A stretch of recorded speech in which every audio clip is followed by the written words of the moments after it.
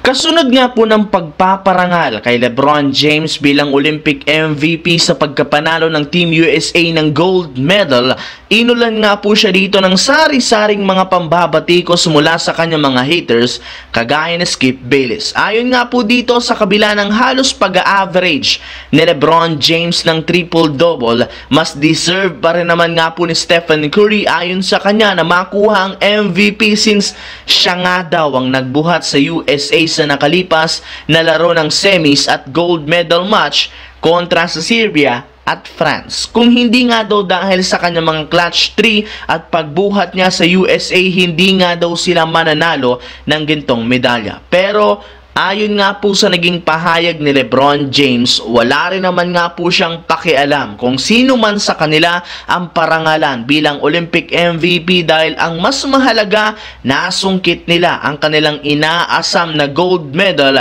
at wala nang iba pa.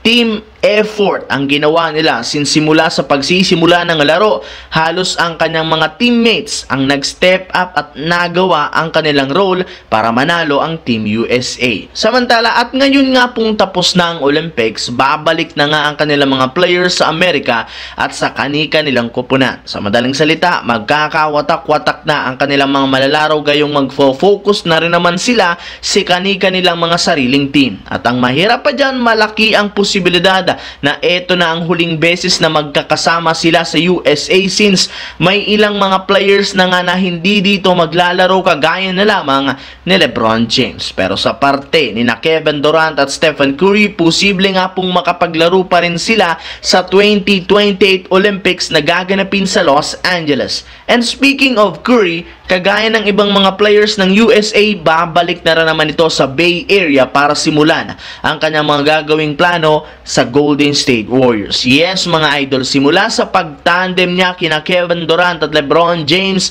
babalik na nga siyang muli sa mga lower version nito na sina Draymond Green at Andrew Wiggins na siyang siguradong magpapasakit muli ng kanyang ulo. Maliban nga po kay Stephen Curry, magbabalik na naman sa Golden State Warriors si Coach Steve Kerr matapos maging matagumpay ang pag-coach nito. Ngunit kung meron man nga pong pumuri kay Steve Kerr, meron rin naman nga pong nambabati ko sa kanya ngayon since wala rin naman nga itong magandang ginawa kundi tingnan lamang kung paano gumawa ng play ang kanyang mga superstar. Binuhat lang naman ito ng kanyang mga players para makuha ng gintong medalya. Bukod nga po dyan, mismong si Paul Pierce na rin naman ang nagsabi na hindi pa rin naman nga po nawawala ang kanyang inis at sama ng loob kay Coach Steve Kerr, gayong dahil sa kanya hindi nga po naipakita ni Jason Tatum na superstar ng Boston Celtics ang tunay na potensyal para maglaro sa USA, para siyang hindi paglaruin ng 2 beses sa kanilang game laban sa Serbia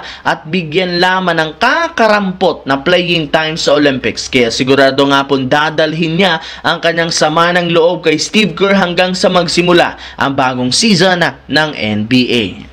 So yun lamang mga idol ang ating bagong video na ating pinag-usapan ngayon dito. Once again, this is your J-Zone TV. Huwag kalimutang mag-like, mag-subscribe, pindutin ang notification bell sa akin channel para lagi kayo maging updated sa mga videos na pinapalabas ko. Isang malaking shoutout sa lahat mga idol. Maraming salamat po.